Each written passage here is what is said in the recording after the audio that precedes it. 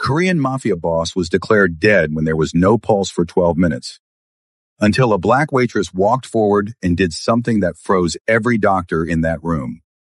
The fluorescent lights of Songdo Memorial Hospital's trauma wing flickered at 3:47 a.m., casting shadows across pristine white floors that would soon be stained red. In room 304, a man lay dying, not peacefully, not quietly, but with the violent, desperate struggle of someone who'd survived too much to surrender now. Park Min-jun, 28 years old, leader of the most powerful Korean syndicate in Los Angeles, had a piece of his own car's steering column lodged 2 millimeters from his heart, and his pulse had just stopped for the third time in 20 minutes. Clear! Dr. Nathan Rodriguez pressed the defibrillator paddles against Min-jun's chest. The body convulsed. The monitor flatlined again. Damn it! Charging to 300. Someone get me his medical history. Does he have any? He's allergic to standard anesthetics. A voice cut through the chaos. Every head turned toward the doorway where a young black woman stood, still wearing her waitress uniform from Pearl Garden restaurant, the hem splattered with what looked like soy sauce, but was actually her boss's blood. Her name tag read Zendaya in cheerful letters that contrasted sharply with the terror in her dark eyes. Severe reaction to propofol. It's in his file. You gave him propofol, didn't you? Dr. Rodriguez's face went pale. How do you, who authorized you to be in security? I'm the one who called the ambulance. I rode with him. Zendaya's voice shook but held firm. And I'm telling you, if you gave him propofol, you're killing him faster than the steering column. His body's going into anaphylactic shock on top of the trauma. You need to... Miss, I don't care if you're his girlfriend. You need to... The monitor flatlined completely, the steady tone that meant death. Dr. Rodriguez swore viciously and resumed compressions, but Zendaya saw what the others didn't. The slight discoloration around Min-jun's lips, the way his throat had begun to swell, the hives erupting across his chest. This wasn't cardiac arrest from trauma. This was his body shutting down from an allergic reaction while simultaneously bleeding out internally. But we're getting ahead of ourselves. Because 12 hours earlier, Zendaya Hayes had been worrying about completely different things, like whether the new hostess, Maria, was going to show up for her shift, whether Table 7's businessman would leave more than a 10% tip, whether her manager would notice she'd been studying medical journals during her break instead of folding napkins. Small concerns, manageable concerns, the kind that didn't involve watching your employer die on a hospital gurney while doctors scrambled to save him. 12 hours earlier, 3:00 p.m., Pearl Garden restaurant in Koreatown, Los Angeles. Zendaya was in the back prep area, apron tied tight, hair pulled into a neat bun, reviewing flashcards hidden behind a stack of menu boards. Anatomy, pharmacy, emergency medicine. The subjects she'd been forced to abandon 3 years ago when her mother's cancer treatment depleted their savings, and someone had to work full-time. Zendaya! Jin Soo, the head chef, called out. Boss wants to see you. Now. Her stomach dropped. In the 6 months she'd worked at Pearl Garden, she'd seen Park Min-jun exactly 4 times. The owner rarely appeared at his own restaurant, leaving operations to his managers while he handled what everyone whispered about, but no one dared ask. His other businesses. The ones that kept Pearl Garden running even when the dining room was half empty. The ones that explained why men in expensive suits sometimes arrived after hours, why certain rooms were always locked, why the staff knew better than to ask questions. Zendaya climbed the stairs to the second floor, where Min-jun kept an office that felt more like a war room. She'd only been up here once during her interview, and the memory was burned into her brain. Dark wood paneling, traditional Korean art on the walls, and Min-jun himself sitting behind a massive desk with eyes that saw too much and revealed nothing. She knocked. Come in. His voice was deep, lightly accented, the kind that made you pay attention. Inside, Min-jun was reviewing documents, a glass of whiskey untouched at his elbow. He was handsome in a dangerous way. Sharp cheekbones, intense eyes, a small scar cutting through his left eyebrow that somehow made him more attractive instead of less. He wore his wealth casually, designer shirt with rolled sleeves, expensive watch, an air of authority that had nothing to do with clothes and everything to do with the knowledge that he could destroy you with a phone call. Miss Hayes, sit. He didn't look up from his papers. Zendaya sat, mind racing through possible reasons she'd been summoned. Had she done something wrong? Was she being fired? Had someone complained? You've been with us 6 months, Minjun said, finally meeting her eyes. Your performance reviews are excellent. Customers request your section. Tips are above average. No complaints, no drama, no missed shifts. Thank you, sir. So why are you reading medical textbooks in the storage room? Zendaya's breath caught. How did he? Of course he knew. He probably knew everything that happened in this building.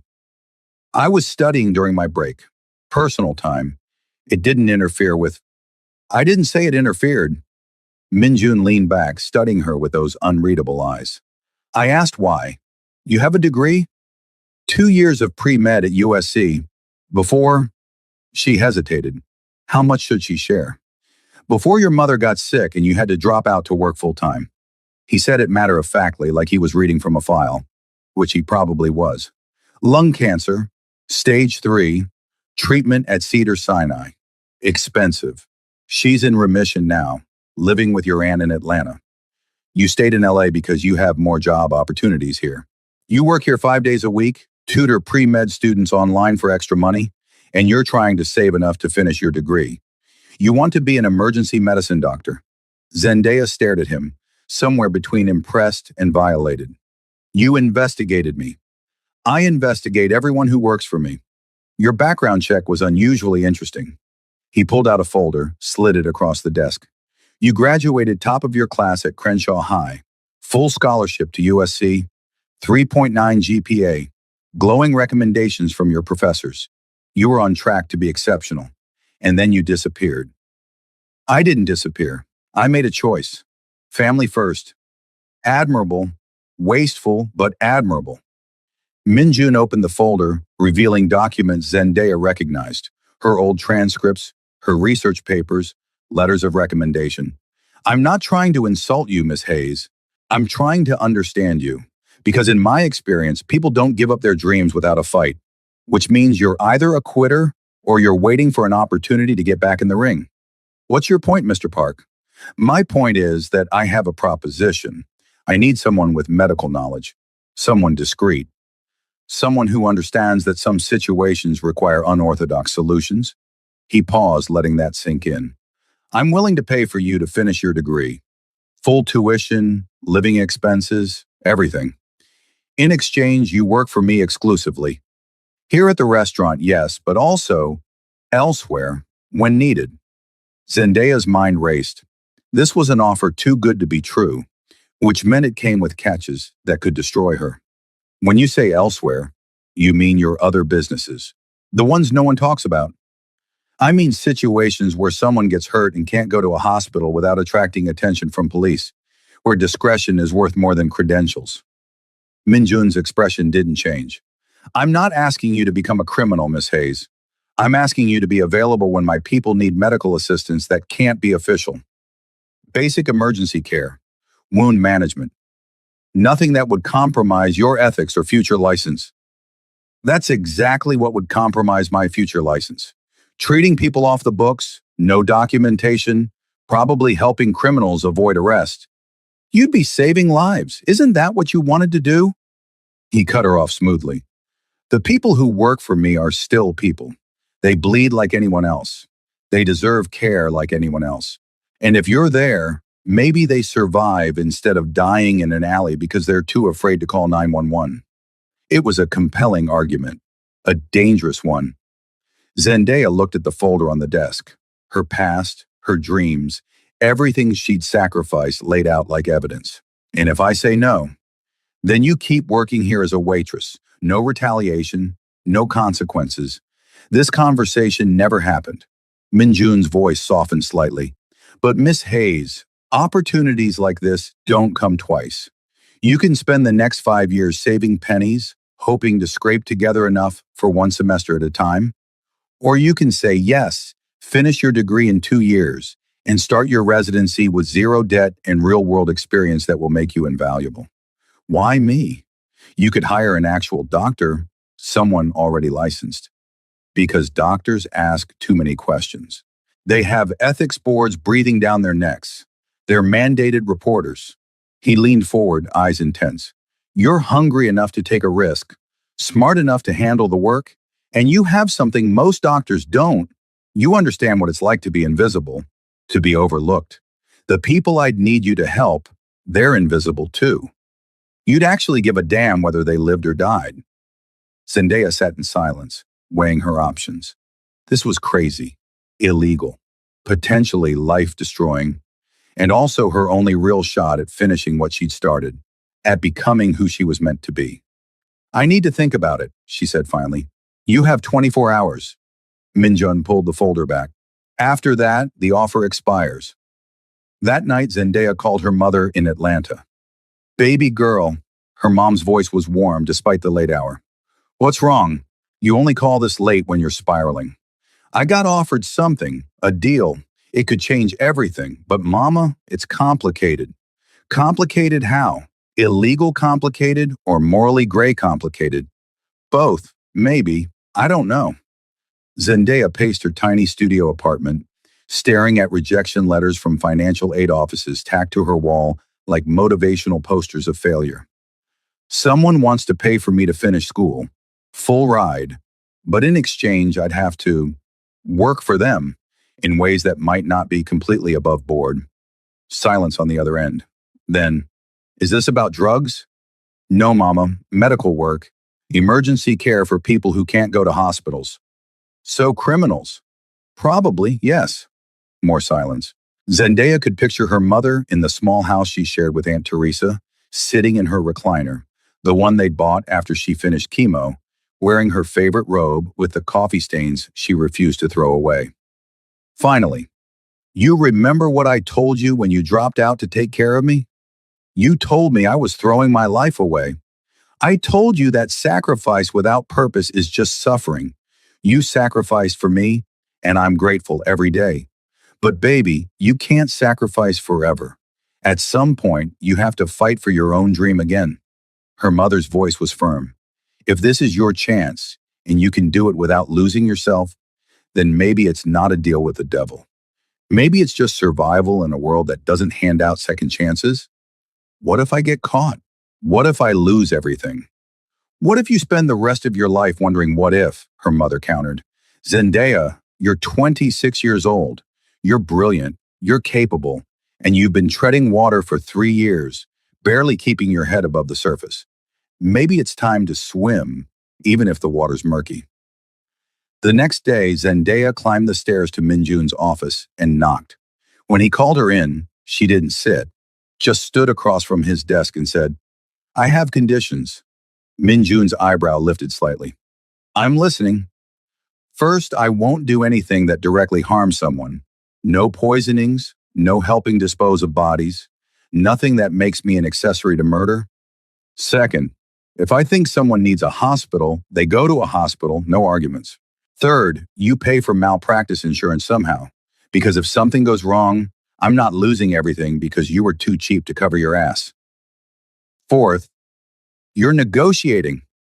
There was something like amusement in Minjun's voice. You made me an offer. I'm accepting with stipulations. That's how deals work. Zendaya crossed her arms. Fourth, once I graduate and pass my boards, this arrangement ends. Clean break. No obligations, no leverage, nothing that could jeopardize my license. You get 2 years of my service, I get my degree. After that, we're done. Minjun studied her for a long moment. Then he stood, pulled out a contract from his drawer, already prepared, like he'd known she'd say yes, and clicked a pen. I'll add your conditions. You'll review it with a lawyer before signing. My lawyer, but an actual lawyer who will explain every clause so you can't claim coercion later. Why are you being so reasonable about this? Because, Miss Hayes, I need you to want to help my people, not resent being forced to. He began writing addendums in precise handwriting. Resentful employees make mistakes. Mistakes in my world cost lives. So yes, I'll accommodate your conditions, because ultimately we want the same thing, for you to be exceptional at what you do. 2 days later, after reviewing the contract with Min Jun's lawyer, who seemed surprised by how fair it actually was, Zendaya signed. Her tuition for the next 2 years was paid within 24 hours. She re-enrolled at USC for the spring semester, and 3 weeks after that, at 11:30 p.m. on a Tuesday, she got her first emergency call. The text came from an unknown number, 2847 East 7th Street, back entrance. Bring your kit. MJ Zendaya's heart hammered as she grabbed the medical bag Min Jun had provided, stocked with everything from suture kits to broad-spectrum antibiotics to emergency medications that definitely required a prescription she didn't have. She drove to the address, an industrial building in a sketchy part of downtown, and found the back entrance propped open. Inside, 3 men waited. One was bleeding from his shoulder, another had a gash across his ribs, and the third, the one who wasn't injured, was pointing a gun casually in her direction. Not threatening exactly, just present. You the doctor? The uninjured one asked in Korean-accented English. Medical student, close enough. Zendaya forced her voice steady and approached the shoulder injury first. Gunshot wound through and through, missed the bone. Lucky. What happened? What do you think happened? The man with the gun didn't smile. We had a disagreement with some people. The disagreement got physical. Boss said you'd fix us up, no questions. I need to ask medical questions. Was this a hollow point or full metal jacket? Were you shot from close range? Have you had a tetanus shot in the last 10 years? Zendaya cleaned the wound, noting that it was relatively clean. Through muscle, no major vessels hit. She could work with this. The injured man answered her questions while she worked, and Zendaya fell into the rhythm she'd learned in her clinical rotations. Assess, clean, treat, monitor. The shoulder wound got irrigated, packed, and bandaged. The rib gash needed 17 stitches, which she placed with steady hands despite her racing pulse.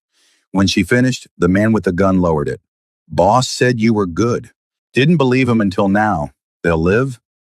If they don't get infections, they need antibiotics. She handed over pills from her kit with dosage instructions. And if anything gets worse, fever, increasing pain, discharge, they need a hospital. I don't care what your boss says. I'm not watching someone die of sepsis because you're too stubborn to get real medical care. Noted. The man actually smiled this time. What do we owe you? Nothing. This is between me and Mr. Park. Zendaya packed up her kit, hands shaking now that the adrenaline was fading. But for the record, you should reconsider your career choices. Disagreements shouldn't involve guns. You'd be surprised what requires guns in our line of work, Doc. Over the next 4 months, Zendaya got 17 more emergency calls. Stab wounds, broken bones, 1 case of acute alcohol poisoning, and a terrifying incident involving someone who'd been exposed to industrial chemicals and was going into respiratory distress. She saved them all. Patched them up in warehouses, back rooms, and once in a car parked behind a church. And through it all, she barely saw Min Jun. He'd text locations, wire payment directly to her tuition account, leave detailed notes about what supplies needed restocking. But he never appeared at these emergencies himself, and at the restaurant, he remained as distant as ever. An owner who occasionally appeared to check on operations, but never stayed long enough for real conversation. Until one night in late March when Zendaya was closing her section and heard raised voices from upstairs. Not unusual, Min Jun had meetings that sometimes got heated, but this was different. The voices were angry. Then there was a crash. Then gunshots. Zendaya froze. Every instinct screamed to run, to hide, to call 911. But her contract was clear. Discretion above all. And those could be Min Jun's people up there. Could be Min Jun himself. She grabbed her medical kit from her locker and climbed the stairs on shaking legs. The second floor was chaos. Overturned furniture, broken glass, and 3 men lying on the ground. 2 weren't moving. The third was clutching his stomach, blood seeping between his fingers, trying to crawl toward the exit. And Min Jun was slumped against his desk, one hand pressed to his side, the other still holding a gun. His white shirt was red. His face was pale, but his eyes were alert, tracking Zendaya as she rushed toward him. You shouldn't be here, he said, voice strained. It's not safe. They might come back. Shut up and let me see. Zendaya pushed his hand away from the wound. Gunshot, left side, possibly hit his spleen or kidney. This was bad. This was hospital bad. We need to call an ambulance. Now. Can't. Police will come. Questions I can't answer. Minjun's breath was coming in short gasps. Just patch me up like the others. I'll be fine. You won't be fine. You're bleeding internally. You need surgery. You need... She saw his eyes starting to glaze. Shock setting in. Okay. Okay, we're going to the hospital whether you like it or not, and we're figuring out the police situation later. But right now, you don't get a vote because you're about to pass out. She called 911, gave the address, reported a shooting. Then she did what she could. Applied pressure, elevated his legs, kept him talking. Around them, the restaurant staff had heard the shots and called the police anyway, so sirens were already approaching. The others, Minjun managed. My men, Zendaya checked quickly. 2 were dead. The third was fading fast from a gut shot. She couldn't save him, not here, not with these resources. But she tried anyway, working frantically until paramedics burst through the door and took over. At the hospital, police separated everyone for questioning. Zendaya told them the truth, mostly. She was closing her section, heard gunshots, ran up to help, found her boss injured. No, she didn't see the shooters. Yes, she'd rendered first aid. No, she didn't know anything about his business beyond the restaurant. They kept her for 3 hours asking the same questions, different ways, but ultimately let her go. Business dispute, they concluded. Rival gang hit. The deceased shooters were identified as members of a competing syndicate. Self-defense was likely. Mr. Park would be questioned when he woke up from surgery. If he woke up. Zendaya sat in the waiting room, still wearing her bloody uniform, staring at the surgery board that listed Minjun's status as in progress. She should go home, should shower, should process the trauma of watching 3 men die in front of her. Instead, she stayed, gripping cold coffee, unable to leave until she knew he'd survived. At 2:15 a.m., a surgeon emerged. Dr. Rodriguez, young and exhausted, scanning the waiting room. Family of Park Minjun? Zendaya stood. I'm his employee, the one who called the ambulance. Is he? He made it through surgery, barely. The bullet nicked his spleen and kidney. We had to remove the spleen, repair the kidney. He lost a lot of blood, went into shock twice on the table. But he's stable now. Critical, but stable. He'll be in ICU for a few days, then step down if there are no complications. Relief flooded through Zendaya so strongly she had to sit down. Can I see him? Are you family? What was she? His illegal back alley medic? His waitress? His weird business associate? I'm the closest thing he has right now. Dr. Rodriguez studied her, seemed to make a decision. 5 minutes, ICU room 304. But he's sedated. He won't know you're there. Zendaya found his room, slipped inside quietly. Minjun looked different like this, vulnerable. The man who commanded rooms with a glance was now pale and still, tubes and wires connecting him to machines that beeped steadily. She stood beside his bed, watching his chest rise and fall, and felt something shift inside her. This was her boss, the man paying for her education, someone she barely knew beyond professional interactions and emergency texts. And yet, seeing him like this, she realized she'd been lying to herself. Somewhere between the contract signing and the emergency calls and the quiet moments when he'd check in via text to make sure she was handling the stress, okay, she'd started caring. Not professionally, personally, which was stupid, dangerous, the kind of thing that complicated everything. But as she reached out and squeezed his hand gently, careful of the IV line, she couldn't deny it anymore.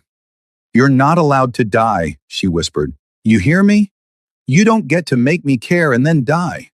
That's not how this works. His hand was warm in hers, alive, and Zendaya held it for another 3 minutes before forcing herself to leave, to go home, to try to sleep despite the images burned into her brain. Minjun woke up 2 days later. Zendaya was there when it happened. She'd been visiting during her breaks from restaurant shifts and study sessions, telling herself she was just checking on her investment, making sure her benefactors survived.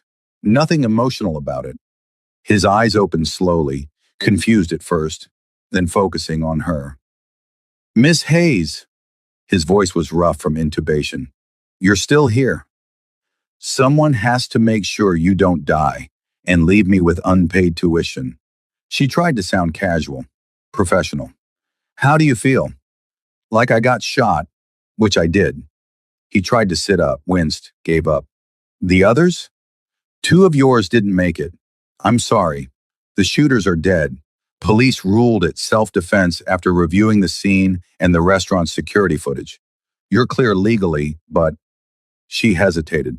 But you've got a lot of people very interested in what happened. Your organization, the rivals, the police are still watching. Standard, I'll handle it when I'm out of here. Minjun's eyes found hers again, and there was something new in them. You saved my life. You didn't have to stay. Could have run when you heard the shots. Why didn't you? Because people were hurt. Because that's literally what you're paying me for. Zendaya adjusted his blanket unnecessarily, avoiding his gaze. And because, despite everything, you've kept your word. Fair deal. No coercion. You've given me my future back. Least I could do was try to give you yours. That's not why. His voice was soft but certain. Tell me the real reason. Zendaya met his eyes finally, and the intensity there made her breath catch. I don't know what you want me to say. The truth. Always the truth with me, Zendaya. First time he'd used her first name. It changed everything and nothing. Why did you risk yourself? Because I care. The words came out before she could stop them. Okay? I care. About you. As a person. Not just as my boss or my benefactor or my morally complicated business arrangement. I care, and I hated seeing you hurt, and I stayed because the alternative was leaving you to die. Happy now?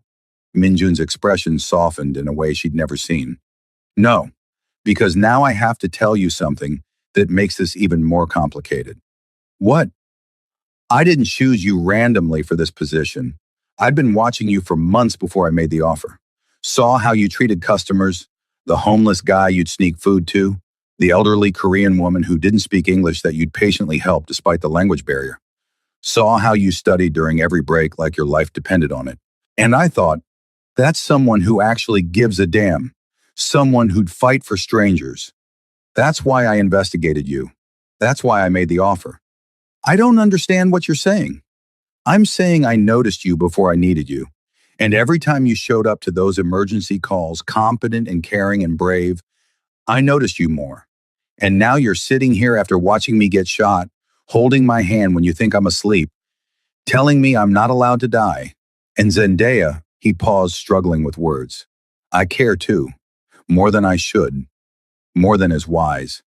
But I've never been good at denying what I want. The confession hung between them. Zendaya's mind raced.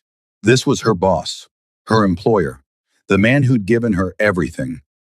Getting involved romantically was a disaster waiting to happen. Would complicate the contract, the power dynamics, everything. This is a terrible idea, she said. The worst, he agreed. We barely know each other outside of emergencies and business. Then we should fix that. Get to know each other properly. See if this is real or just trauma bonding. Zendaya should say no, should establish boundaries, should protect herself from the inevitable complication. Instead, she squeezed his hand and said, when you're out of here, buy me dinner. Somewhere that's not the restaurant. Somewhere we're just two people. Deal.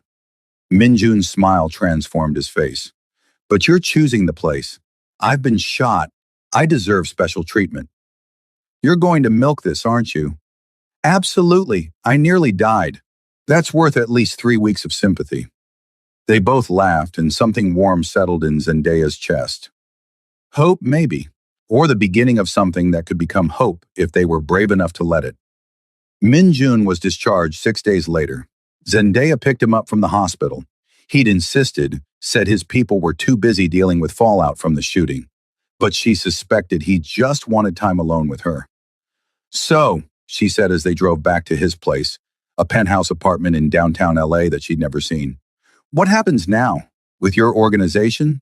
The rivals who tried to kill you? They're handled. We've reached an understanding. Boundaries have been reestablished. They won't try again. That's impressively vague. That's intentionally vague. Some things are better if you don't know details. Minjin shifted in his seat, still sore. But Zendaya, the shooting changed things, made me reevaluate priorities. I've been in this life since I was 19, took over from my father when he was killed, spent nearly 10 years building an empire, making money, accumulating power. And for what? So I could get shot in my own office by rivals I barely remember offending? You're thinking of getting out. I'm thinking of transitioning, moving operations toward legitimate business, reducing the criminal elements. It'll take time, years probably. Can't just walk away without causing chaos. But I want something different, something that doesn't end with me bleeding out on a hospital gurney. Zendaya glanced at him, this complicated man who ran a criminal empire but wanted out. That's going to be dangerous. People won't want to let you go, which is why I need to be smart about it, strategic, and why I need people I trust. His hand found hers on the gear shift. People like you. I'm finishing my degree and becoming a doctor. That's my path. I know, and I won't interfere with that. But maybe after you graduate, after you're established, maybe there's room for both things, your career and us, whatever this becomes. You're asking me to wait 2 years to find out if we're compatible. I'm asking you to take it slow. Date me. Get to know me. Let me get to know you. And in 2 years, when you're Dr. Hayes and I'm hopefully running mostly legal operations, we reassess. See if this is real or if it was just proximity and adrenaline. Zendaya pulled up to his building, put the car in park, turned to face him fully. What if I don't want to wait 2 years to figure out if this is real? Then what do you suggest? I suggest we stop pretending this is just business. Stop pretending I'm just your employee and you're just my boss. We both almost died in that restaurant. Life's too short for pretending. She reached over, cupped his face gently, mindful of his injuries. I want to try this. Really try. Not in 2 years. Now. Minjun's eyes searched hers. You're sure? Because Zendaya, my life is complicated, dangerous. You'd be constantly at risk just by association. Your medical career could be jeopardized if the wrong people find out about our arrangement. Everything you've worked for could... She kissed him, gentle because he was hurt, but firm enough to make her point. When she pulled back, his eyes were wide with surprise and something that looked like joy. I'm sure, she said. Now help me help you upstairs before you tear your stitches. The next 8 months were a crash course in balancing impossible things. Zendaya returned to USC full-time, juggling coursework with emergency calls for Minjun's organization and a relationship that deepened with startling speed. They fell into a rhythm, study sessions at his penthouse while he worked on legitimate business ventures, late-night conversations about dreams and fears, and the complicated ethics of their situation, stolen moments of normalcy between the chaos of their respective worlds. Minjun proved to be attentive and surprisingly domestic. He'd cook Korean food while she studied, teach her phrases in Korean while she taught him medical terminology, massage her shoulders when the stress of organic chemistry threatened to break her. And slowly, carefully, he began extracting himself from the more dangerous aspects of his organization. I'm selling off the gambling operations, he told her one night in November. Legitimate buyers only. Using the money to expand the restaurant into a chain, 5 locations across LA, all legal, all clean. It's a start. Your people won't like that. Gambling's lucrative. Some don't, but I'm not asking permission. I'm the boss. They follow or they leave. His jaw set in that stubborn line she'd come to recognize. I meant what I said. I want a different life. With you. And that means making changes. But change came with costs. In December, 2 of Minjun's lieutenants broke off, started their own operation, taking a dozen men with them. It was a betrayal that hurt him deeply, though he hid it behind strategic responses and calculated retaliation. They'll fail, he said, pacing his office while Zendaya finished an essay on her laptop. They don't have the connections, the capital, the infrastructure. They'll be back within 6 months begging for their positions. Or they'll team up with your rivals and become a bigger problem. Minjun stopped pacing. You're right, which means I need to deal with this before it escalates. He pulled out his phone, started making calls in rapid Korean. Zendaya tried not to listen, tried to focus on her essay about emergency triage protocols, but she caught enough to know he was planning something significant. Minjun, whatever you're planning, be careful. Always am. I'm serious. The last time you had a business dispute, you got shot. I'd rather not repeat that experience. He crossed to her, pulled her up from the couch, wrapped her in his arms despite her protest about interrupting her work. I promise I'll be careful. I promise I won't take unnecessary risks. And I promise that if anything happens, you'll be the first person I call. Okay? Zendaya wanted to believe him, wanted to trust that he'd learned from the shooting, that he valued his life enough to prioritize safety. But she'd been in this world long enough now to know that promises meant less than actions. And in Min Jun's world, violence was always one bad decision away. January arrived cold and tense. Min Jun's splinter group, led by his former lieutenants, had indeed joined with rivals, creating a new syndicate that was aggressively moving into territory Min Jun had controlled for years. Protection rackets were being disrupted. Shipments were being intercepted. And word on the street was that the new group wanted Min Jun dead or out of LA entirely. They're getting bold, Min Jun said during a meeting at the restaurant. Zendaya was upstairs studying. She'd taken to using his office as a quiet workspace since the restaurant during off hours was peaceful. She could hear his voice through the door, tense and angry. Hit 3 of our trucks this week. Took the merchandise, roughed up our drivers. This is a direct challenge. So we hit back, one of his men said. Hard. Make an example. No. That's what they want. Open warfare brings police attention we don't need. Min Jun's voice was controlled. We play this smart. Cut off their supply lines. Turn their allies against them. Isolate them until they have no choice but to negotiate on our terms. It was a good strategy, patient, intelligent, but patience required time they might not have. And 3 days later, on a Wednesday evening in mid-January, everything went wrong. Zendaya was at the restaurant, picking up Min Jun for a dinner they'd planned. Her reward for acing her microbiology final. She'd just parked when she heard the screech of tires, saw a black SUV careen around the corner, and slammed directly into Min Jun's car in the parking lot. The impact was devastating. Metal crumpled, glass shattered, and through the spiderweb cracks of the windshield, Zendaya saw Min Jun slumped forward, blood streaming down his face from where his head had hit the steering wheel.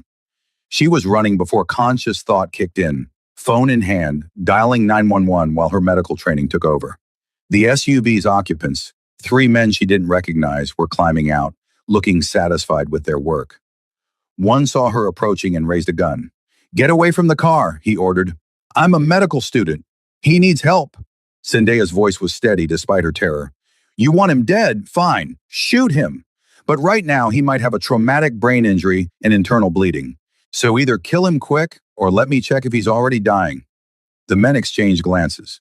The one with the gun lowered it slightly. You got 2 minutes, then we're finishing this. Zendaya yanked open the driver's door. Min Jun was conscious but dazed, blood pouring from a gash on his forehead. Can you hear me? How many fingers? She held up 3. 3. I'm fine. Get out of here, Zendaya. They're here for me, not you. Shut up. You're not fine. You're bleeding, possibly concussed, and... She pressed her hand to his chest, felt the irregular heartbeat, felt him wince when she touched his left side. Broken ribs, maybe punctured lung. We need to get you out of this car. Ambulance is coming, one of the men said. We hear sirens. We're gone. But boss said make sure he doesn't walk away from this. So, Doc, you got 1 minute to step away. I'm not leaving him. Then you're dying with him. Your choice. Min Jun grabbed her wrist. Zendaya, go, please. Don't die for me. You have too much ahead of you. And you have too much behind you to give up now. She turned to the men, desperate. Whatever he did, whatever this is about, killing him solves nothing. You'll start a war, police will investigate, you'll never be safe. But if you walk away now, if you let the ambulance take him, you can claim it was an accident. No murder charges, no retaliation. Everyone lives. Boss said, your boss isn't here. You are. And you have to decide if you're a murderer or just a guy who caused a car accident. Zendaya's voice turned fierce. Because I'm not moving. You want to kill him, you kill me too. You ready for that? Ready to shoot an unarmed black woman who's just trying to save a life? That's going to look real good when it hits the news. The man with the gun hesitated. Sirens were getting closer now, the distinctive wail of emergency vehicles. The men looked at each other, calculating. Then the leader swore viciously. This isn't over. Tell Park he's got 1 week to clear out of our territory or next time, we don't stop at a car crash. They climbed back into the SUV and sped away just as the ambulance rounded the corner. Paramedics rushed over and Zendaya stepped back, hands shaking violently now that the immediate danger had passed. She gave them a rapid assessment of Minjun's injuries, watched them stabilize his neck, and carefully extract him from the wreckage. I'm riding with him, she told the lead paramedic. Are you family? I'm his girlfriend, and I'm a medical student. I know his history. He has an allergy to propofol. It's critical that the ER knows. We'll note it. Come on. Which brings us back to where we started. Songdo Memorial Hospital, room 304. 3:47 a.m. Minjun flatlined on the table with his pulse stopped for the third time, and Zendaya screaming at doctors who didn't understand they were killing him as surely as the car crash had tried to. Security, get her out, Dr. Rodriguez yelled, still doing compressions. He's in anaphylactic shock from the propofol. Zendaya fought against the security guard trying to drag her away. You need to give him epinephrine and antihistamines, now, or he's going to die. Stop the compressions for 10 seconds and check for an anaphylactic response. Hives, swelling, bronchospasm. I'm telling you, this isn't cardiac arrest from trauma. This is an allergic reaction compounding the trauma. Doctor. Rodriguez paused mid-compression, really looked at Minjun's chest for the first time, saw the hives erupting across his skin, the swelling in his throat, the discoloration around his lips. Shit, she's right. Stop compressions. Get me epinephrine, 0.5 milligrams IM, and IV diphenhydramine, 50 milligrams. Prep for emergency intubation if the airway swells shut. Move! The room exploded into controlled chaos. Zendaya stopped fighting the security guard, just watched as they administered the medication she'd demanded. 30 seconds. 60. The monitor still showed flatline. Dr. Rodriguez resumed compressions while they waited for the epinephrine to kick in. Come on, Zendaya whispered.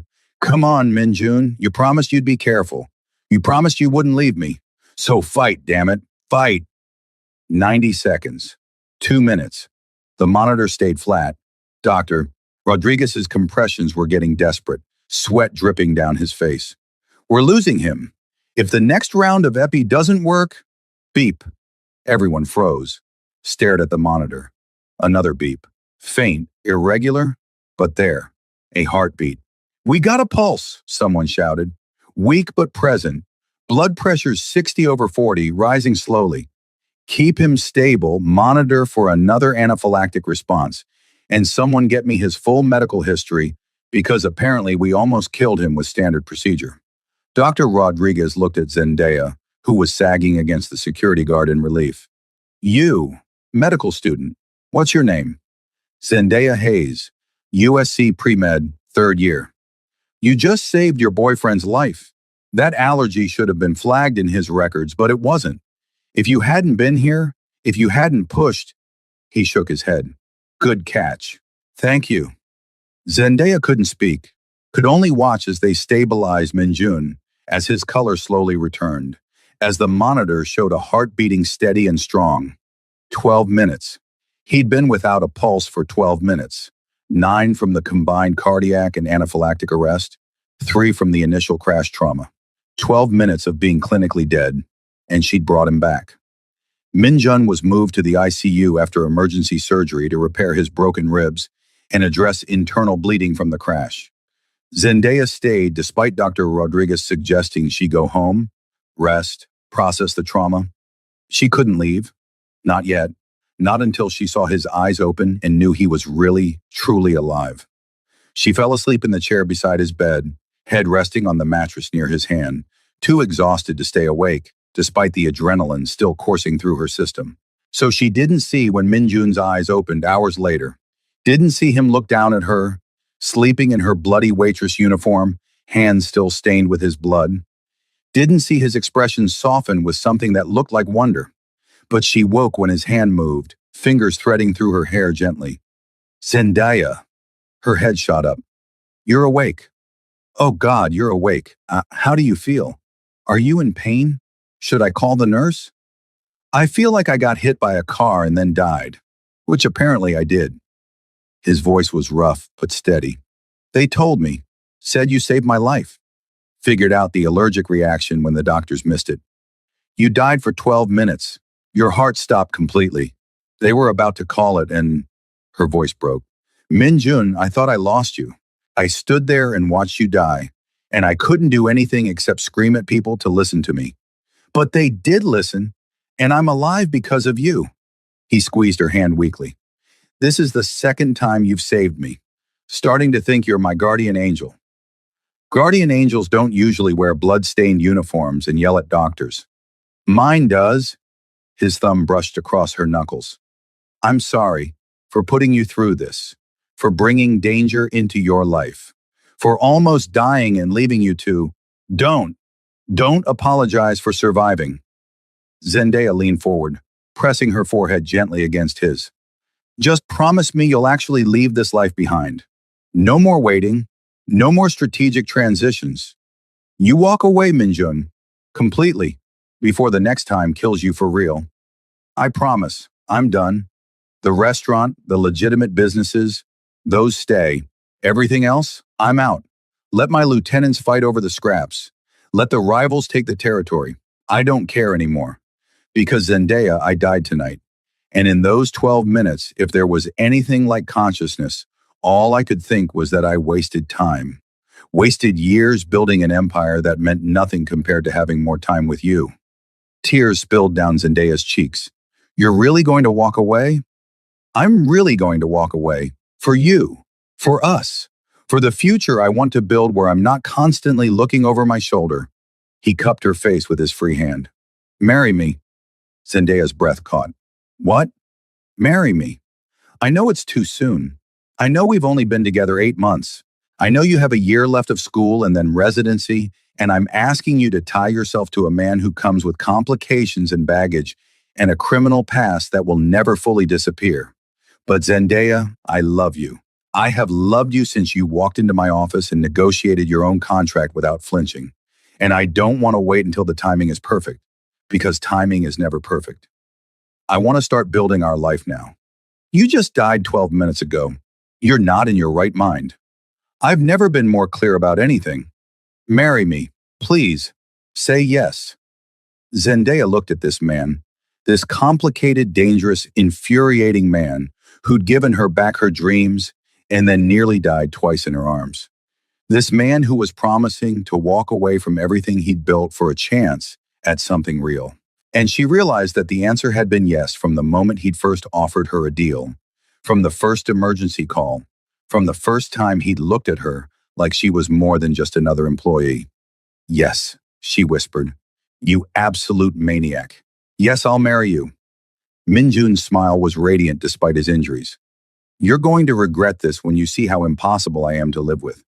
I already know how impossible you are. I'm saying yes anyway. She kissed him gently, mindful of his various injuries. But Min Jun, I have conditions. Always with the conditions. First, you walk away from the criminal operations immediately. Full stop. No negotiations, no gradual exits. You announce your retirement and you mean it. Second, we wait until I graduate to actually get married. I want to walk down the aisle as Dr. Hayes, not med student Hayes. Third, you go to therapy, real therapy. Process the trauma, the violence, the complicated relationship with your father's legacy. And fourth, She paused, making sure he was listening. Fourth, we're having a real wedding. Big, public, legitimate. I want everyone to see that we're choosing each other, that this is real and legal and not some underground criminal alliance. Those are good conditions. I accept. Minjun's eyes were starting to drift closed, exhaustion and pain medication pulling him towards sleep. But I have one condition of my own. What's that? Promise me you'll never stop being this brave. Never stop fighting for what you believe in. Never let anyone, including me, make you smaller than you are. You saved my life twice, Zendaya. You're the strongest person I know. Don't ever forget that. I promise. She kissed his forehead. Now sleep. Your body needs to heal so you can actually survive long enough to marry me. Bossy. You love it. I do. He squeezed her hand once more before sleep claimed him, leaving Zendaya sitting vigil in the quiet ICU room, contemplating a future that had seemed impossible just hours ago. Minjun recovered slowly. The car crash had done more damage than initially assessed.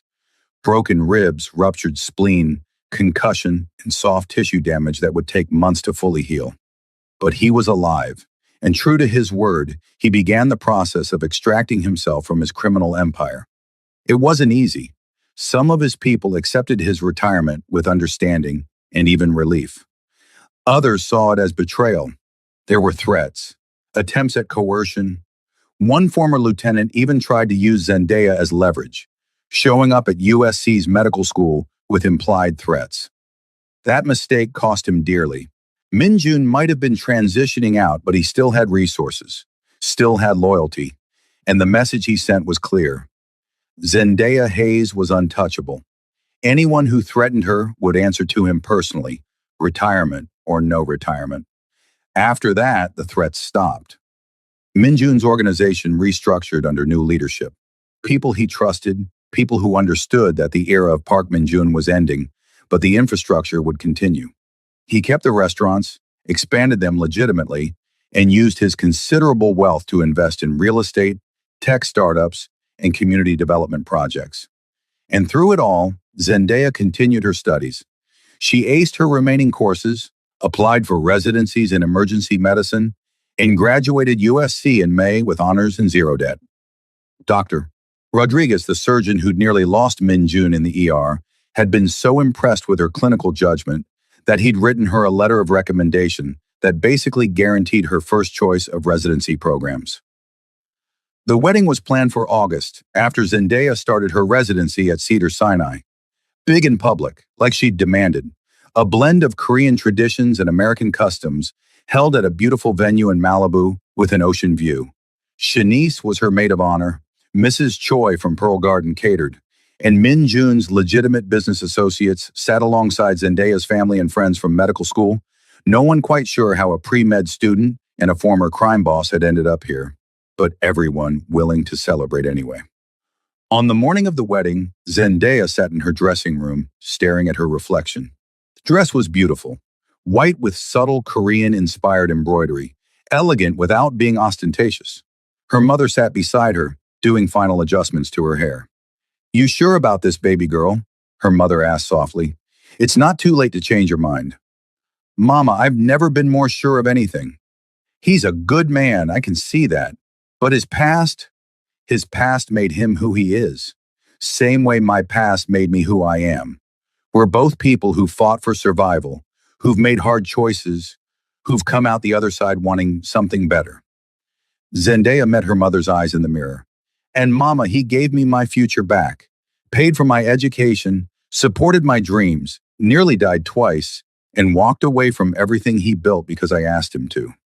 If that's not love, I don't know what is." Her mother smiled, tears gathering. "You're right. And baby, I'm proud of you. So proud. You took a terrible situation, dropping out, working dead-end jobs, and you turned it into something beautiful. You're Dr. Hayes now.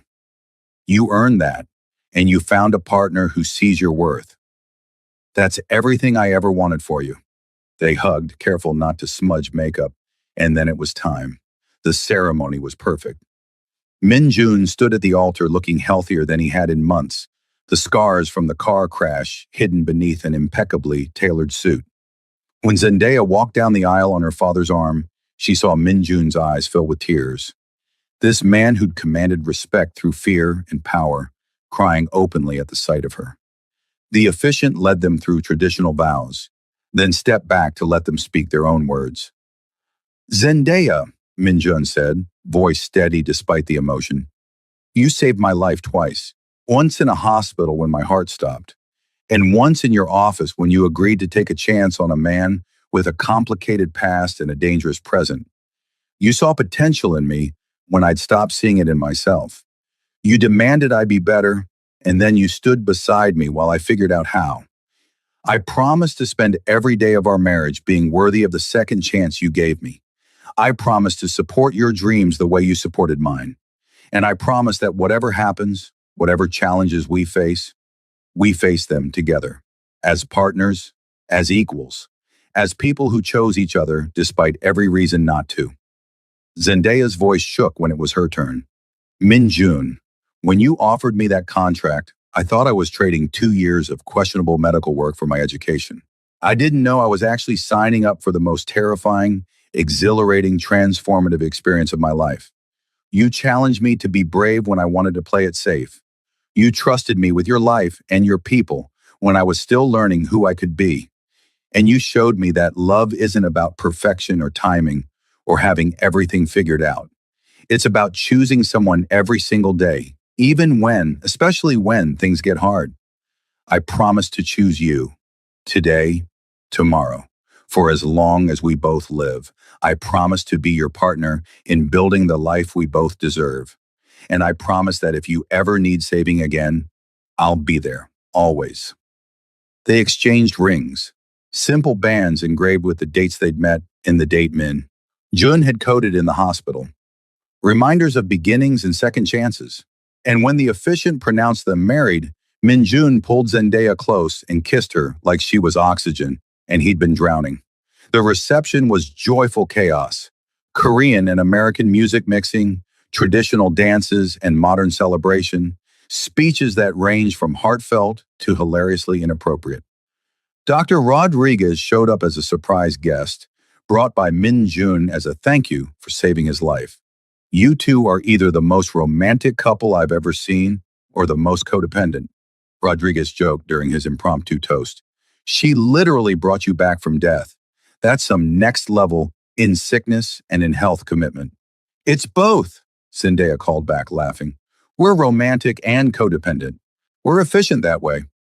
As the night wound down, Min Jun and Zendaya stood on the venue's terrace, looking out at the ocean, holding hands and breathing in the salt air.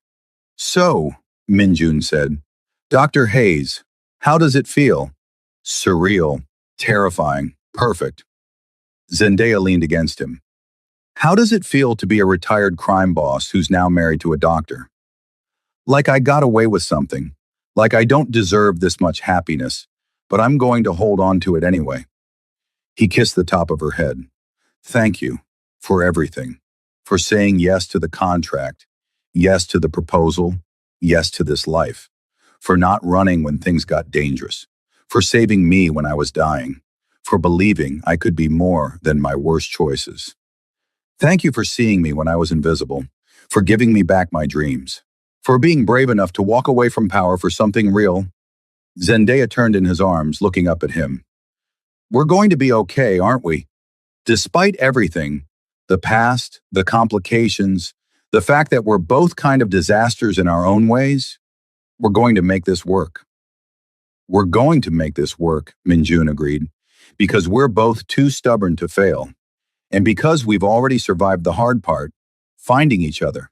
Everything else is just details. They kissed as fireworks exploded over the ocean, Min Jun's surprise for his bride, and Zendaya thought about the journey that had brought them here. The contract, the emergency calls, the shooting, the car crash, the 12 minutes of death. Every impossible moment that had somehow led to this perfect one. 5 years later, Dr. Zendaya Hayes Park stood in the emergency department at Cedars-Sinai, leading a trauma team through a complex cardiac arrest case. She was known as one of the best emergency physicians in LA, calm under pressure, brilliant diagnostician. teacher who pushed her residents to be exceptional. He's not responding to standard protocols, one of her residents said, panicked as the patient flatlined again. Then we don't use standard protocols. What are we missing? What's his history? Any allergies? Any conditions that would complicate resuscitation? Zendaya scanned the chart, looked at the patient's presentation, and saw it. He's got the same symptoms my husband had. Anaphylactic shock complicating cardiac arrest. Give me epinephrine and antihistamines. Now. The team moved fast, administering the medications. And just like 5 years ago in the same hospital, the patient's heart started beating again. Weak at first, then stronger. Stable. How did you see that? The resident asked, awed. His allergy wasn't in the chart. Experience. And the knowledge that sometimes the obvious answer is wrong. Always look deeper. Always question your assumptions. And when someone's dying, try everything before you give up. Zendaya stripped off her gloves, made sure the patient was stable, and headed for her office. Min Jun was waiting there. He often stopped by between his own business meetings to bring her lunch or steal a few minutes together between her cases. He owned 7 Pearl Garden locations now, all thriving, and had just opened a culinary training program for at-risk youth. The criminal empire was a memory. This was his life now. Legitimate business, community investment, and being married to a woman who regularly saved lives. Heard you had an exciting case, he said, pulling her into his arms. Anaphylactic shock masking as cardiac arrest. Saved him with the same protocol that saved you. Zendaya let herself relax into his embrace. 5 years later, and you're still teaching me things. I'm teaching you, Min Jun laughed. Zendaya, you're the one who brought me back from death. Everything I know about second chances, I learned from you. Their daughter burst into the office then, 3 years old, all energy and joy, being chased by her grandmother, who was apologizing for the interruption. Mama, Daddy said we could get ice cream if you're done saving people. Did Daddy say that? Zendaya raised an eyebrow at Min Jun, who looked appropriately sheepish. I may have implied that ice cream was a possibility if Mama had time. I always have time for ice cream with my family. Zendaya scooped up her daughter, who immediately started signing excitedly about the flavors she wanted. They were teaching her sign language along with English and Korean, wanting her to grow up understanding all the ways people communicated. Let me finish my notes and we'll go. Later that night, after their daughter was asleep and Min Jun was reading in bed beside her, Zendaya thought about the journey that had brought them here. The scared waitress who'd taken a dangerous deal. The dying Mafia boss who'd needed saving. The 12 minutes when everything had hung in balance. What are you thinking about? Min Jun asked, setting down his book. That night in the hospital, when your heart stopped and I had to fight to make them listen to me. Zendaya turned to face him. I think about it sometimes. What if I hadn't been there? What if they hadn't listened? What if those 12 minutes had been permanent? But you were there, and they did listen, and I'm here. Min Jun pulled her close. Zendaya, you've saved countless lives in the 5 years since then. Every patient you've brought back, every diagnosis you've caught, every resident you've trained. That's all possible because you refused to let me die. You didn't just save my life. You saved all the lives I've touched since then, all the people I've employed, all the good I've been able to do. That's your legacy, too. Our legacy, Zendaya corrected. We built this together. Your resources gave me my education. My medical knowledge saved your life. We're partners, remember? Equals. Partners, Min Jun agreed, kissing her softly. Equals. And the two people who prove that sometimes the most impossible love stories work out exactly right. They fell asleep tangled together. Two people who'd found each other across impossible circumstances and built something beautiful from the wreckage of their former lives. The criminal and the doctor. The man who died for 12 minutes and the woman who'd refused to let death win. Together. Always together. 10 years after that first contract signing, Zendaya was promoted to Chief of Emergency Medicine at Cedars-Sinai. Min Jun's restaurant chain had expanded to 15 locations across California. Their daughter was 8, brilliant and kind, fluent in 3 languages and already showing interest in medicine, like her mother, and business like her father. And sometimes, late at night when they couldn't sleep, they'd sit on their balcony and talk about those early days. The emergency calls in warehouses, the shooting at the restaurant, the car crash, and those 12 terrible minutes. All the moments when everything could have gone wrong, but somehow turned out right. Do you ever regret it? Zendaya asked one night. Walking away from the power, the empire, everything you'd built? Not once. Not for a second. Minjun's hand found hers in the darkness. That empire was built on fear and violence and my father's legacy. This life, our family, your career, my legitimate businesses, the good we do in the community, this is built on love and partnership and choice. There's no comparison. What about you? He asked. Do you regret saying yes to that first contract? Taking the risk? It was the scariest, most reckless, best decision I've ever made. Second only to saying yes when you proposed in that hospital room. Zendaya smiled in the darkness. You know what the funny thing is? When you first offered me that deal, I thought I was selling my soul for my education. Turns out I was actually buying my future. Everything I am now, everything we have, it all started with that impossible choice. To impossible choices, Minjun raised an imaginary glass. To second chances, Zendaya countered. To 12 minutes, that changed everything. They sat together as the city lights sparkled below them. Two people who'd survived the impossible and built something extraordinary from the wreckage.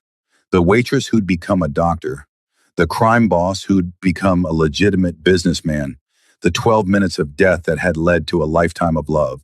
And somewhere in the house behind them, their daughter slept peacefully, dreaming of a future built on the foundation her parents had fought so hard to create.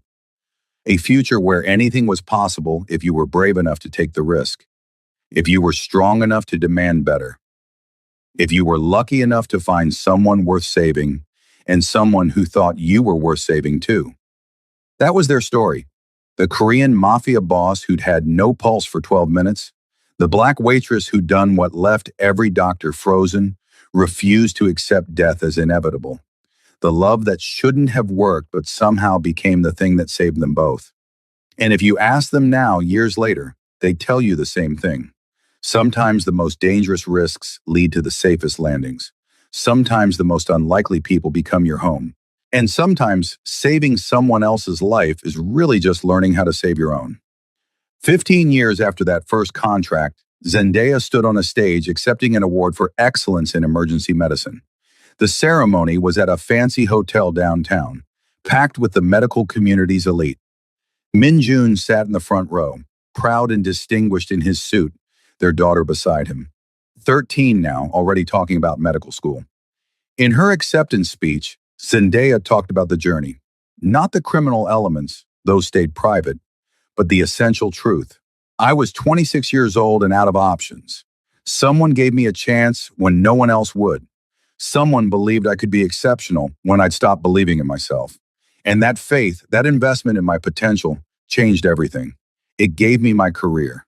But more importantly, it taught me to see potential in others, to give chances when the world says no, to believe that people can transform if given the right support. She looked at Minjun as she spoke, and he looked back with eyes full of love and pride and shared memory. Everyone in that room saw a successful doctor thanking an anonymous benefactor. But Zendaya and Minjun knew the truth. They'd saved each other over and over again, in hospitals and offices and parking lots and 1,000 quiet moments in between. After the ceremony, after the congratulations and photographs and networking, they drove home together. Their daughter fell asleep in the back seat. Minjun held Zendaya's hand across the console. And in that simple moment, family, safety, love, they both understood how far they'd come. I'm proud of you, Minjun said quietly. Always have been. But tonight, seeing you up there, knowing everything you've accomplished, Zendaya, you're extraordinary. We're extraordinary, she corrected. You and me. Together. That's where the magic happens. They pulled into their driveway, a beautiful house in Pasadena, far from the restaurant in Koreatown where they'd first met, but still home, carried their sleeping daughter inside, tucked her into bed, and then stood in their bedroom, helping each other out of formal wear, comfortable in the rhythm they'd built over 15 years of partnership. Minjun, Zendaya said as they were getting ready for bed. Hmm, thank you for dying that night, for giving me the chance to save you, for trusting me with your life. He crossed to her, pulled her close. Thank you for bringing me back, for refusing to let me go, for showing me what it means to truly live instead of just survive. They kissed, soft and familiar and perfect. And in that kiss was everything they'd been through: the contract, the emergencies, the violence, the near death experiences, the choice to build something better. All of it distilled into one perfect moment of connection. Later, lying in bed with Minjun's arm around her waist, Zendaya thought about the girl she'd been at 26. Broken, hopeless, convinced her dreams were dead. If she could go back and tell that girl what was coming, the danger and the love and the 12 minutes that would define everything, would she still say yes to that first contract? Absolutely, 1,000 times yes. Because sometimes the most dangerous paths lead to the safest destinations. Sometimes the scariest risks yield the greatest rewards. And sometimes when you're brave enough to save someone else, you end up saving yourself in the process. That was their truth, their story. The Korean Mafia boss and the black waitress. The 12 minutes that changed everything. The love that transformed them both. And it was perfect. Messy and complicated and absolutely perfect. 20 years later, Dr. Zendaya Hayes Park was training the next generation of emergency physicians as head of USC Medical School's emergency medicine department, full circle back to where her own journey had begun. Min Jun had transitioned from restaurants to humanitarian work, funding medical clinics in underserved communities across LA and beyond. Their daughter had just finished her first year of medical school, following in her mother's footsteps. And sometimes when Zendaya lectured to her first-year students about never giving up on a patient, about pushing past standard protocols when something didn't feel right, about the importance of advocacy and perseverance, she'd tell them a story. 20 years ago, she'd say, I wasn't a doctor. I was a medical student working as a waitress, watching my dreams die a little more each day. And then someone took a chance on me, believed I could be exceptional, gave me the resources and support to prove it. But the real lesson came later, in a hospital room, when that same person was dying and every doctor had given up. 12 minutes without a pulse, 12 minutes when everyone said it was over, and I refused to accept it. I fought, I advocated, I demanded they listen. And because I did, that person lived. Not just survived, lived. Went on to change thousands of lives through humanitarian work. Went on to be my partner in building a life I'd never imagined possible. She'd pause, look around the room at all those young, eager faces. That's the lesson. Never give up. Not on your patients. Not on yourself. Not on the people who believe in you. Because you never know which 12 minutes might change everything. Which decision might save not just one life, but all the lives that person will touch. You have that power. Use it wisely. Use it bravely.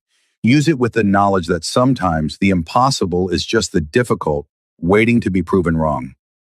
The students never knew the full story, the criminal empire, the shootings, the complicated ethics of it all, but they understood the essential truth.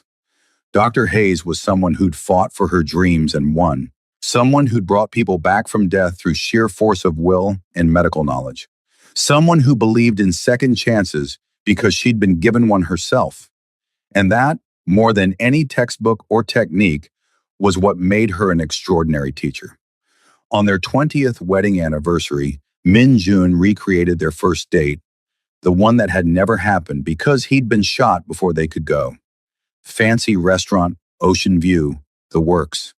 But this time, he made it through dinner without any assassination attempts. 20 years, Zendaya marveled. 2 decades since I signed that insane contract.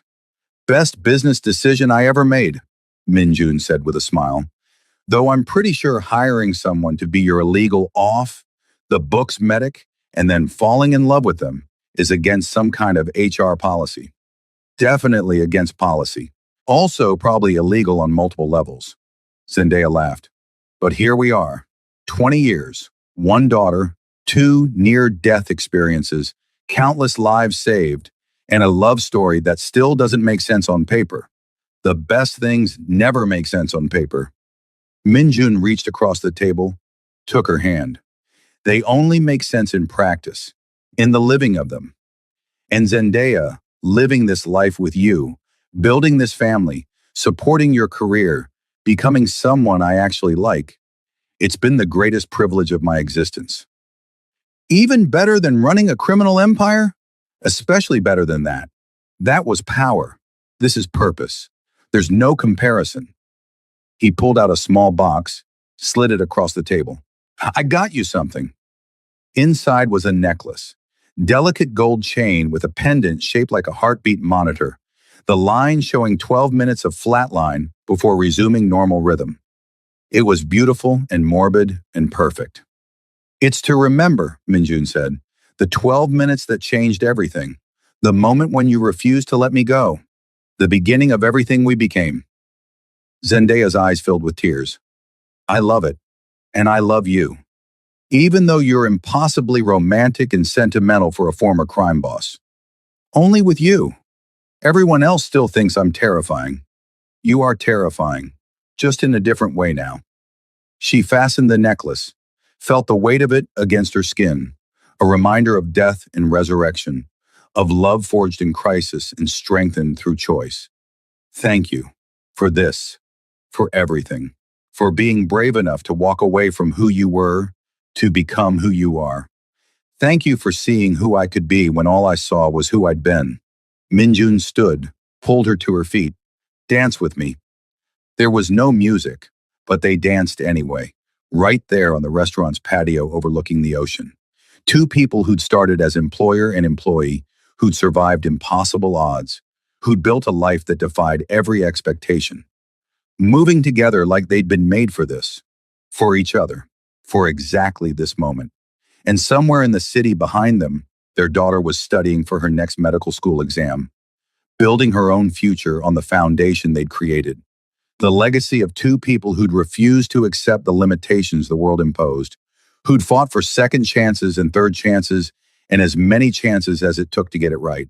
That was the real story. Not just about the 12 minutes when Minjun's heart stopped, but about all the moments after, the choices, the growth, the dedication to becoming better.